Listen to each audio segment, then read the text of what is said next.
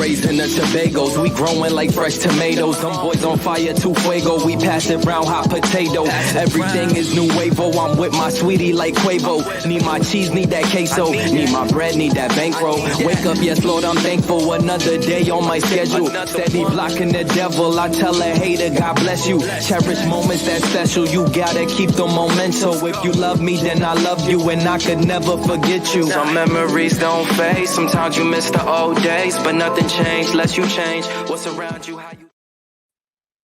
Hey, y'all, welcome to Two Black Authors. I am Rev Skip. I am Monk Eternal. Let me try to get centered here. I'm like, you better move on up. You better step up right? to the microphone. Yeah, something funny happened on the end when it first started. It kind of froze up, and I got a message on my thing, so I didn't know what was going on. What was the message, brother? What was that message? I'm not exactly what it said, but it kind of just stopped and froze. So I thought something was wrong. We was trying to figure it out. It's all good. Well, we're in the hood, man. We're in our hood, Two Black Authors. I am Rev Skip, and you are Monk Eternal, and we're here. We are on a mission today. Everything good, man? Life is good? Everything is beautiful. You already know. I know. Let me take these glasses off so you can see my blue eyes. You have blue eyes? No. I think so. But I am reading The Bluest Eye. I just finished The Bluest Eye by Toni Morrison. That's a deep book. I don't know if you're ready for The Bluest Eye, brother. I don't know if I'm ready either, but you know what? As soon as I get done with these books that I just ordered, yeah, I'm going to go ahead and check that out. Last year, listen to me. Last week, we had a great show on books, on reading and why it's so important. And that was a fire show, man. I learned so much. And those books, Stephen Hawkins, no joke, man. Yeah. Just that whole show I really enjoyed that show. That was a good show, right? Yeah, and their energy and everything was beautiful. Awesome, man. Well, today, over the weekend, we're going to start off with the morning get down, but over the weekend, we had oh man, what can we say? I feel like it's a loss, and I believe in life after life, but Chadwick Boseman, man. Yeah, that was a hard one. And not till after this happened did you really see all the great things he was doing. You know what I'm saying? Yeah. Because I did not know that he was battling colon cancer. I did not know. And this brother, man, did a lot of different works. He was just like phenomenal in everything he did. And everyone talked about his life, what he did. It was just amazing. He had an amazing life. Yeah. I mean, even when he was battling that, he was still visiting kids in the hospital and right. making their lives, really. You know what I'm saying? They're in there and just for him coming in there and how they look up to the Black Panther and bringing some joy into their life when, at times when they're really struggling. But not only the Black Panther, but, dude, he did James. He did 42, Jackie Robinson. He did Thurgood Marshall. I mean, this brother was like the quintessential actor to represent this movement that we're in the middle of our heroes. Oh, yeah. He was putting in work. He's putting in some serious work. Serious work. My all-time favorite, I'm getting choked up here, man. Because I'm a comic book. I love comic books. I grew up. And my favorite was the Black Panther because of what he stood for. The Black Panther was a representation of the movement. And reading about that, and then when Ta-Nehisi Coates took over the writing of the comic book, even brought another depth through it. And then we got, Wakanda Forever. I mean, that was like, are you kidding me? Yeah. It really inspired, especially a lot of inner city kids when this movie came out. They did that in Oakland, right? Yeah. Oh, yeah. Oh, absolutely. Absolutely. Do you remember when you went? I saw it I'm not kidding you. I was in the theater like day after day after day. I think I saw Black Panther maybe about 10 times. I haven't seen it yet. I gotta go check it out. You liar. You better stop it, man. You better stop it. You've seen Wakanda Forever. I love how, Disney actually put up, and they showed it on Sunday, He Will Always Be Our King. And I felt that as well. You know, I'm not really around the monarchy. I'm just not there. But, you know, he represented our king. So, you know, shout out and thank you, Chadwick, for all the love that you brought and continue to bring, because I got all his movies now, have a collection, and I'll keep watching and keep watching and keep watching it. Let me ask you, did you dress up in your African daishiki when you went to go see it? Just a loincloth. I bet you did. I bet you did, man. Loincloth and a staff. That's all I did. Was that it? I walked in. Yeah, they let me in. They let you, well, they were letting everybody in. They were letting everybody in. I was kind of like going, oh man, we're not going to have our Panther 2. But I also heard that he had also did the recording for this animated Marvel series called What If, where it's like, what if this would happen in the Marvel universe, in the alternate universe? So he'd already recorded that. So we will hear the voice of the Black Panther again. And I'm sure that they'll figure out a way to incorporate this beautiful man and all the things he did. And we'll celebrate him for the rest of our lives. He was an icon. Mm-hmm. So here's another thing we're shouting out right now. It's 3-year anniversary to That Guy's House, our publishing company. 3 years in the publishing game, and he is absolutely killing it. And he's coming forth with some new ideas that wait up. It's going to be amazing. So we want to do a nice shout out to Sean Patrick, our publisher, and That Guy's House, who actually is who presents the show with us. So I'm excited for that. So big shout out to Sean Patrick, and thank you for what you get to do and what we get to do. We get to have a voice. We appreciate him so much. So much. Both our books will be actually on a little delay, because right now what everyone's focusing on is this election and COVID. But we're both going to bring our books out in January. So please look out for that. And you'll get more information at twoblackauthors.com, where we've created a website where you get everything about us. Another thing I can say that we're starting to do is that we're going to do a podcast.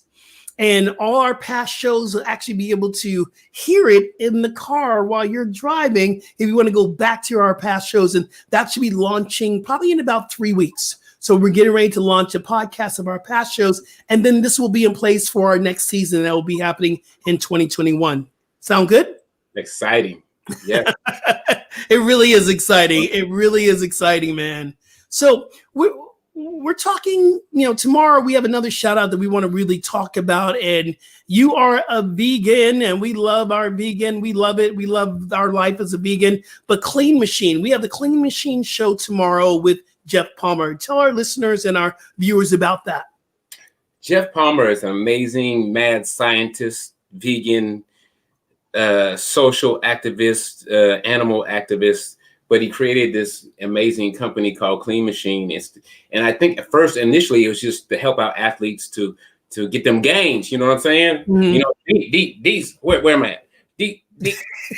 Oh, you try to show off. Wait a minute. You see? Okay, well, hold up. I'm trying to hold up. Now, listen, I like my vegan arms. This ain't bad. I know. Okay, whatever. Go. Tammy, I'm gonna get. Wait a minute. Hold it. Watch this. Look. Hey, y'all. It's the Skip Jennings.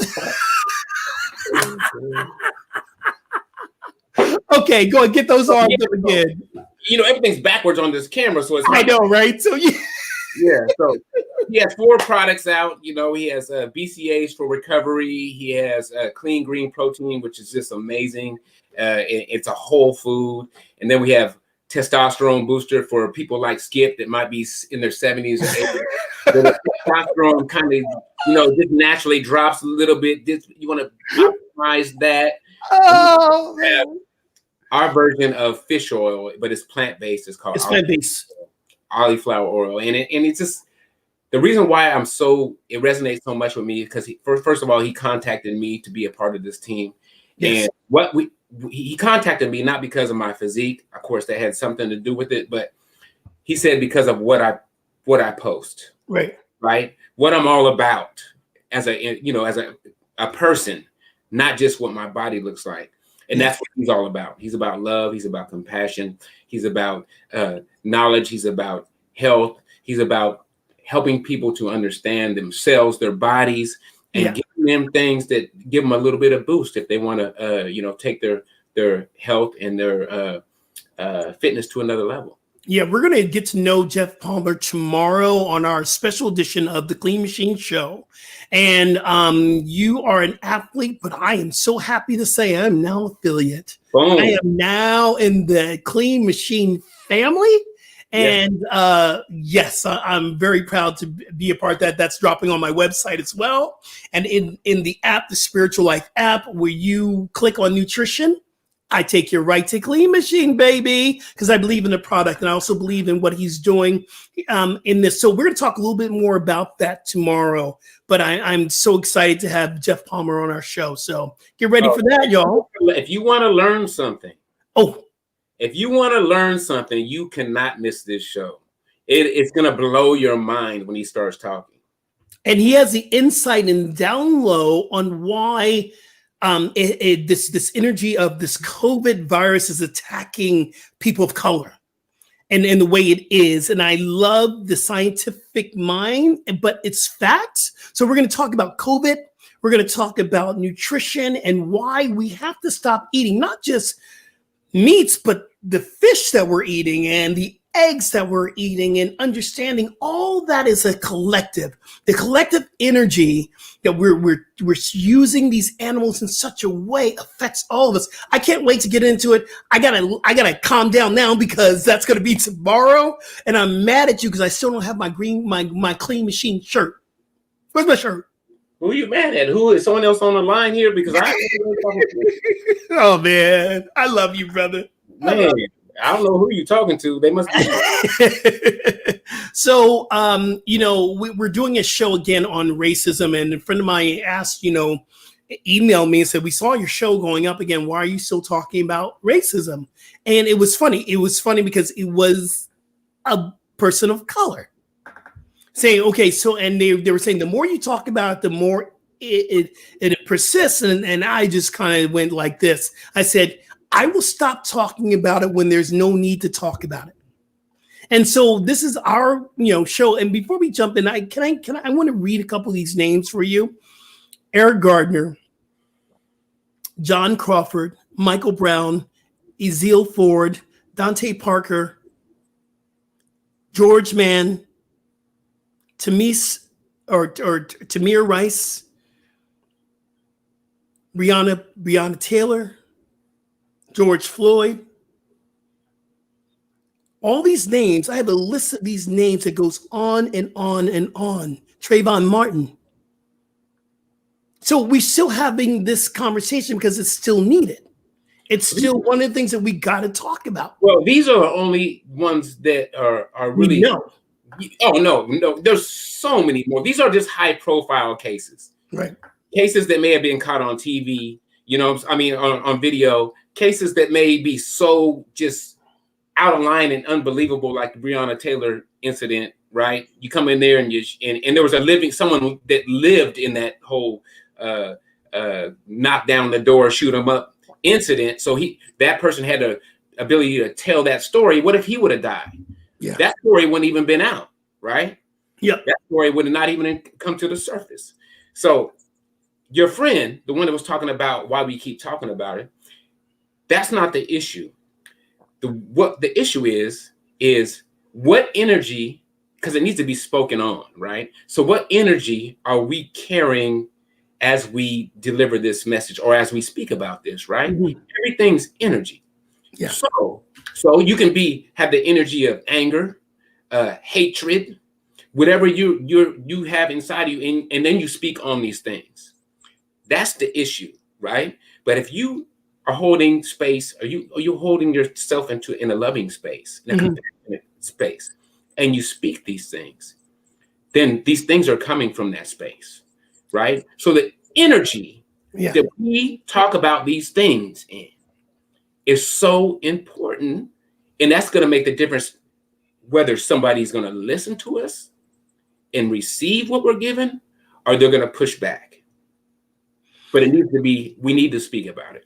Absolutely. And I think, I'm not speaking, and I don't know, fully why we had this conversation. It was around that the more we talk about it, the more we make an issue around Black, the more of a Black issue it is.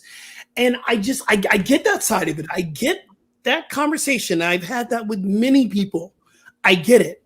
But I also know that this is a place, my brother, that I was never willing to go as a minister, as a practitioner, as a spiritual leader.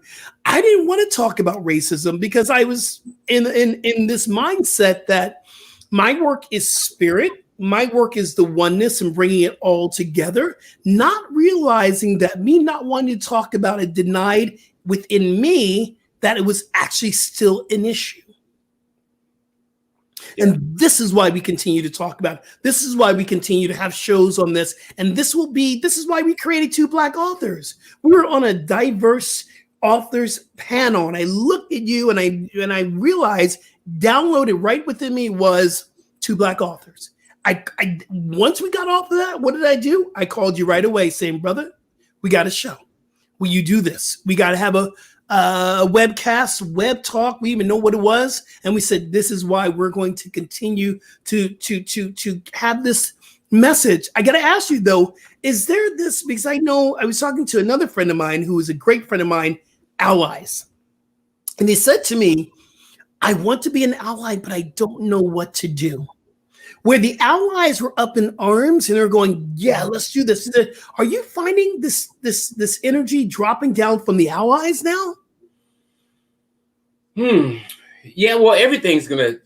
It's simmering, right? Everything's gonna start to come down until the next episode. Okay. But Jacob Blake wasn't enough to get it back up again. It's so yes, and it did go back up again with this last incident, right?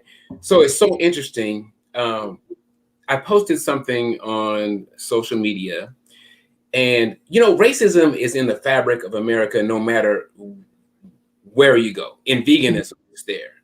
In sports, it's there. Mm-hmm. They're across the board, right? And so many vegans, and I am one. They talk about compassion for animals and standing up for the beings that can't stand up for themselves, but they're super silent about these type of issues when it comes to Black and brown people. So I had posted something on my page, and it said, and it had Beyonce and Jay-Z kind of looking like. I saw it. I liked it. That was dope.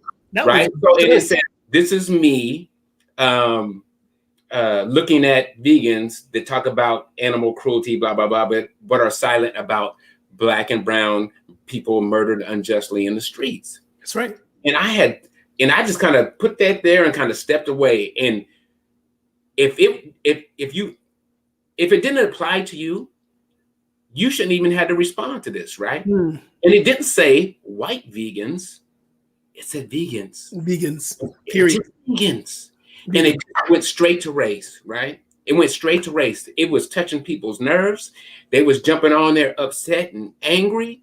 I had comments from, I don't believe Black people are even treated different. I think they're treated exactly the same. I mean, just stuff that is unbelievable. Stevie Wonder can see this stuff, right? How can you say you believe in your heart that Black people are treated the same as white people in America? How can you? That's how disconnected that people are. That's how much of living in a bubble, right? That they are. They believe this cannot happen, and it doesn't happen more to one group or the other. And it just blew my mind. But then I had a lot of people jumping on, and it's like, well, what are you talking about? And just putting example after example after example of these things that are happening that are unbelievable, that only seem to happen to Black and brown people. You know what's very funny? When you were saying this, I was realizing something, that every time that I post something on Instagram that is racism or political, my numbers from follows will drop by the hundreds. Oh yeah. I lose them hundreds. Yeah, I lose something every time. Every single time. People don't want to face up with this and still going, this shit is still happening because we're not willing to have an honest conversation. It's still happening. It's still happening, and it continues to happen because we're not willing to have the conversation. Did you see where Trump was giving this 17-year-old boy props for doing what he did? So it's so obvious right now that Trump has one way he can win, and he has to stick to the same old script. He has to stick with, reposting people saying white power. He has to stick with the script of they're good people, and there's just bad apple here and there. He has to stick with that script, or he has no shot in winning. None. He can't win on his character, right? Overall, he can't win on bringing people together. He can't do that. He can't win on anything he's doing. He can't win on how he's controlled COVID-19. He can't win on any of these platforms, right? So he has to really try the economy, and while putting people back in risky situations as far as this thing that's going on, and wanting kids to go back to school just so it could make him look better. And he has to also use fear tactics, such as if you get reelected, they're going to take away your guns, they're going to take away your religion, they're going to take away your jobs. People are going to come over and kill you. Suburbia will be taken over by low-income housing, and you won't be safe anymore. So this is what he has to run on. So this is his only thing. So to say he's a law and law and order president. Law and order. Well, we know what that really means. That is code for. Listen to this. This is how he contradicts himself. Yes. So he's a law and order president, right? So this kid comes from a different either city or state. I know it's at least a city, right? No, it's a state. He crossed state lines. Okay, he crossed state lines with his mama. Illegally having this gun. So first of all, he broke the law right off the bat. And his mama broke the law too. Don't forget that. So these two things should have been already a disqualifier for giving this dude props. He's breaking the law. And if it would have been anybody else, if the whole thing would have been reversed, watch this. A black dude comes from out of state to a Trump rally with an AR-15 and goes in there and ends up killing 2 people. Yeah. What would the narrative be behind that? Oh, we know what it's going to be. You see what I'm saying? It wouldn't be, oh, he was just standing up for himself. He's just a hero. He's doing this well. He's doing it. It's unbelievable that you could anybody can side with the actions of that boy. Well, my question to you is that we can continue to talk about this in such a way of, and I'm going to ask you, and what you're hearing out there and seeing, what I look at and going, but this is absolutely ridiculous, and this message and this narrative, and you can see that, and we have people on I know my friends can see it. Why are, I would say, people who are lock, stock, and barrel with Trump not seeing, or they don't want to see? They are seeing. They are. What do they say? It's cognitive dissonance, right? That's it. Right? You're seeing, but you're trying to make it up to where it fits your story, and you're gonna go with whatever you're gonna go with, and it's almost like you can look at something and just really want to change it so bad and make it fit that it just fits. Right? I mean, you can talk about anybody, and that's okay. The evangelicals, they're one of his main backers. Now, if anybody in your church acted like that as part of your congregation, if would you support that, right? If one of your deacons came up and started spewing this hate, calling people names, right? Doing all these things that Trump does, would you say, oh man, you're just the best deacon ever? Well, if that's not those aren't Christian values. That has always been my my like moment, you know, that you go, because we come from this Christian movement. We come from, both of our roots are rooted into the Christian life, and you look at this, you're going, wow, this is not what we were taught, what we were, learned to be. And they're excusing this because, and I seen that the message of the evangelicals are, the life, I wouldn't say right to life is not right to life, but it is, I can't even think right now, but it is against abortion and getting the judges in. Those are the two things that they want, so they can excuse everything and allow this to happen. So, yeah. I'm sorry. Go ahead, brother. No. I was just saying. I just thought about a post I seen the other day, and pro-life. That's the word I was looking for. Pro-life, and it was talking about Trump supporters, and it says not all Trump supporters are racist, but racism is not a deal breaker to them. So that's the question that we got to ask. And I said this to another friend of mine who, longtime Republican, and said, well, he didn't vote for Trump. I'm saying, but those who are still in the Republican Party who sees this and says, okay, I can allow this to happen, that's a form of racism. Yeah, if it's not a deal breaker for you, then that means you're accepting it. You're part of that. You see what I'm saying? I don't care how much. And let's be honest right now. Yeah, like I said before, Republicans are not for Black people. Republicans and Democrats are not for Black people. We've had too many Republicans and Democrats come in America throughout history from the day one, and look where we are now. So that means every presidency, we didn't progress. We had a few things that happened, like the Civil Rights Movement back in the 60s, that we made a step up. You see what I'm saying? But I mean, voting rights and so on and so forth. But we're still we're in a bad place. I mean, that was the point that, we're learning to pivot in this aspect, because we could be here all day talking about what's wrong, but we want to also give light to what we know works and why we keep marching. And that's what we're talking about. We keep marching. And so you talk about the civil rights, and it's this incredible book. It's John Meacham's book, His Truth is Marching On, John Lewis and the Power of Hope. And I'm just reading it's called the Overture. This is the beginning of the book, and it's listing all the amazing things and who John Lewis is. Considered in some talks, even Malcolm called John Lewis a saint. That movement jumped off. So we got to give props, like you were saying, the civil rights movement. And the question still remains, why are we still marching? And have we made significant progress? So you know what? It was so, before John Lewis passed away, it was probably so frustrating for him.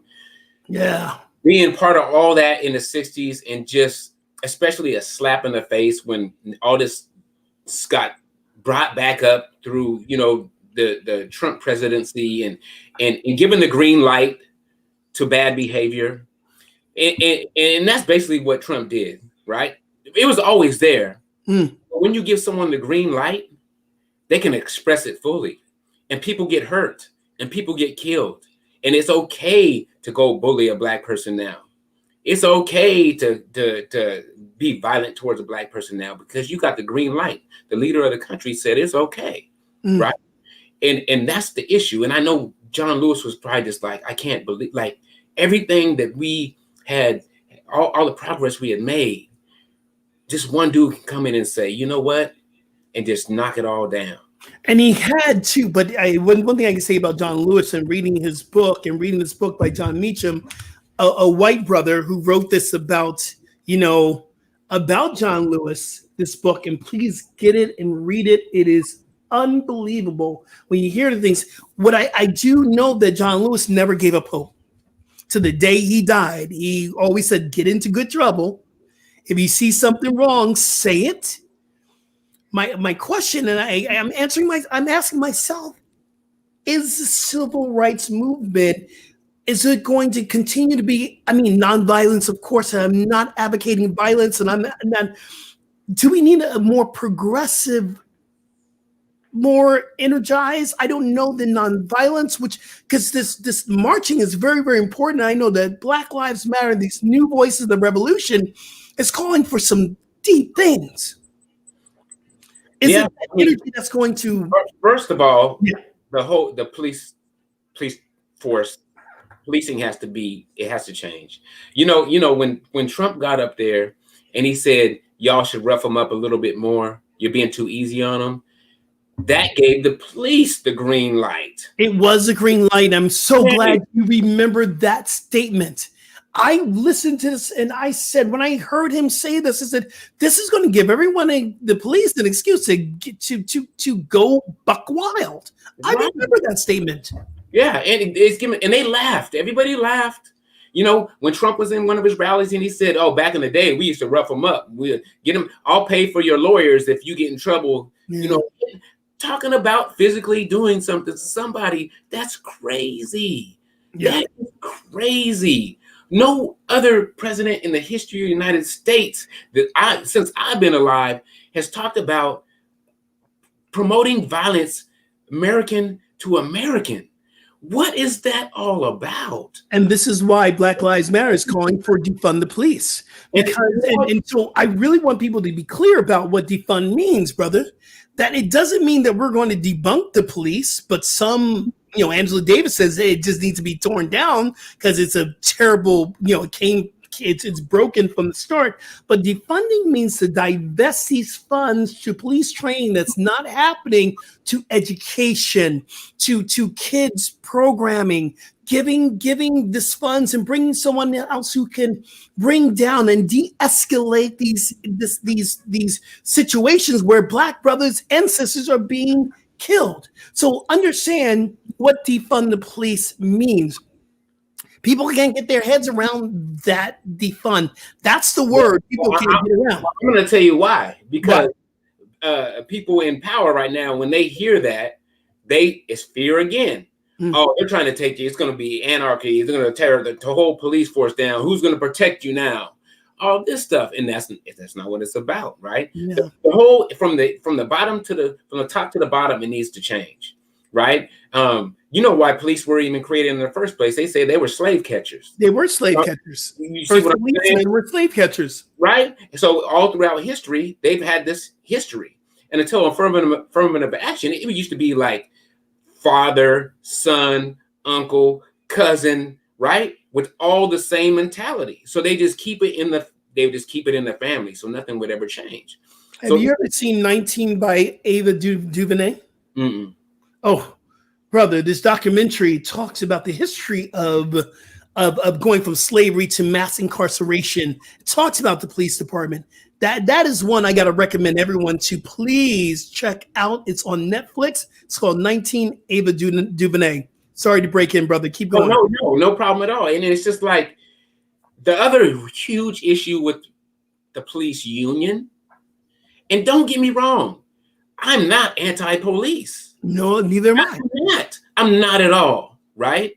If it was running how it should run, it's awesome, right? But it's not. You're talking about what we just saw. Why was a policeman holding on to Jacob's shirt and popping him in the back 7 times with no stop? I mean, you got to get your head around that. I mean, this is what we're talking about. It's not working. What we're having, how the police work, is not working.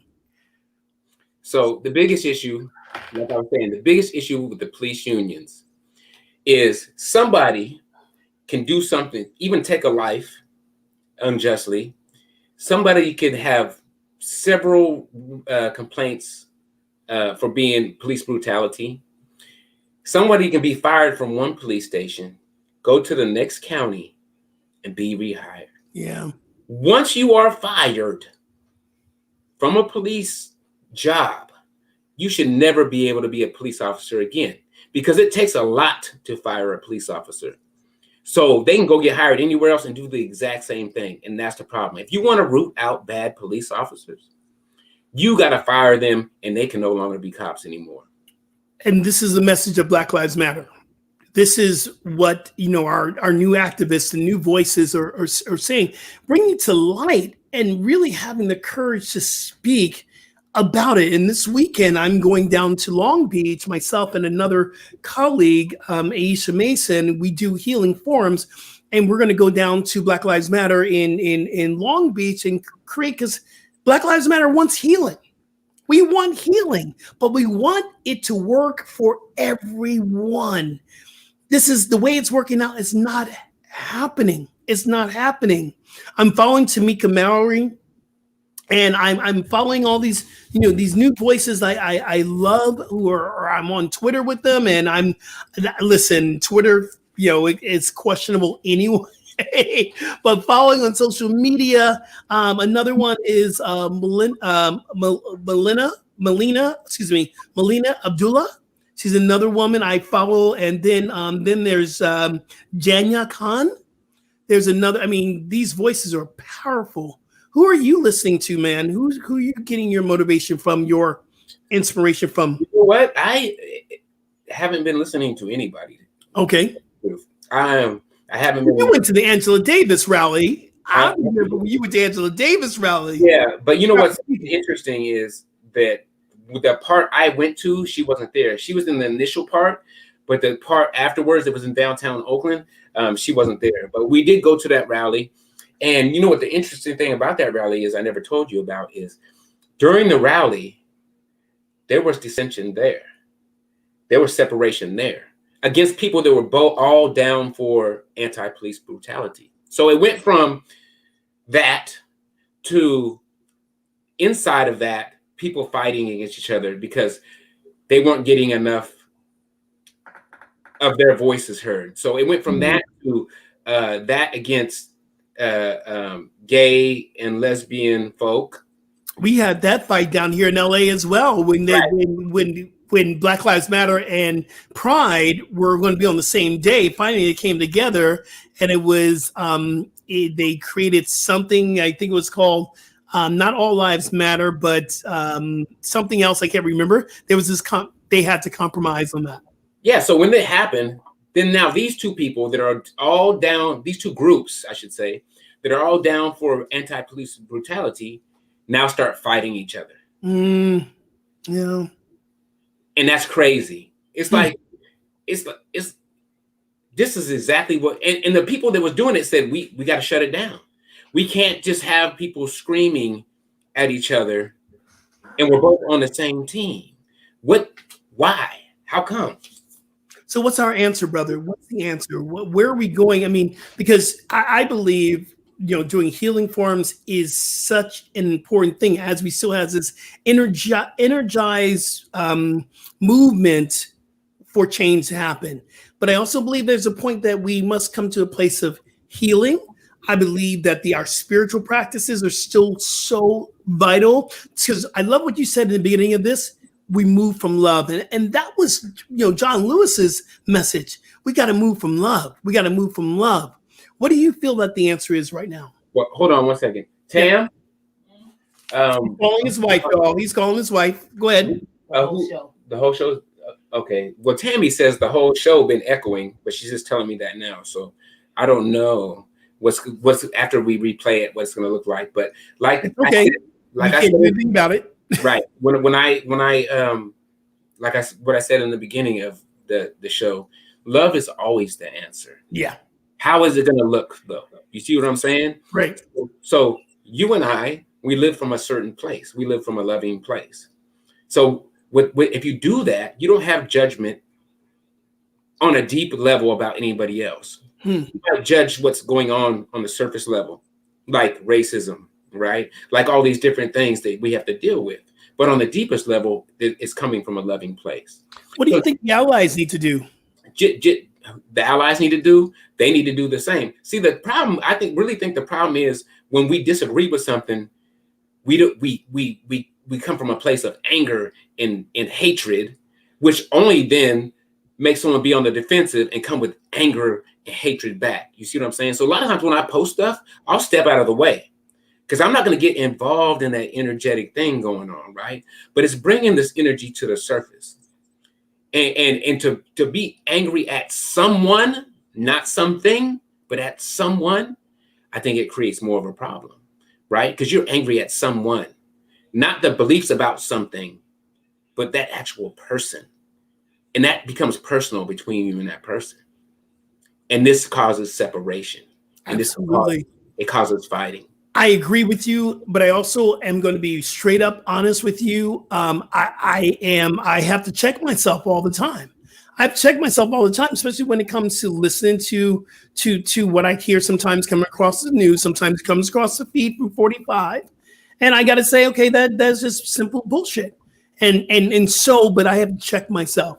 I got to ask you about fatigue. Are you feeling fatigued? Are you feeling any? Because I talked to a friend of mine. I said, I'm feeling fatigued. And this person, I love her. And she's a very spiritual minded person. She goes, yeah, well, you got to make sure you're doing your lavender bath. So you got to make sure you're doing your meditation and prayer and all that. But this fatigue is something different than I'm feeling. I was with that. I was asking God, please show me how I can fill up again. And what I heard was this fatigue. That's why I'm wearing 1619. It's emotional. It's emotional. You're just exhausted. Exhausted. And it's okay to say, I am fatigued. I'm tired. And, my friend Bill just said it was all Black Lives Matter. That was the combination that we had to come through. And yeah, I'm feeling a little fatigued, but I'm not giving up the battle. So, let me ask you a question, Skip. You say 45. I say, if you looked at that situation and knew that was your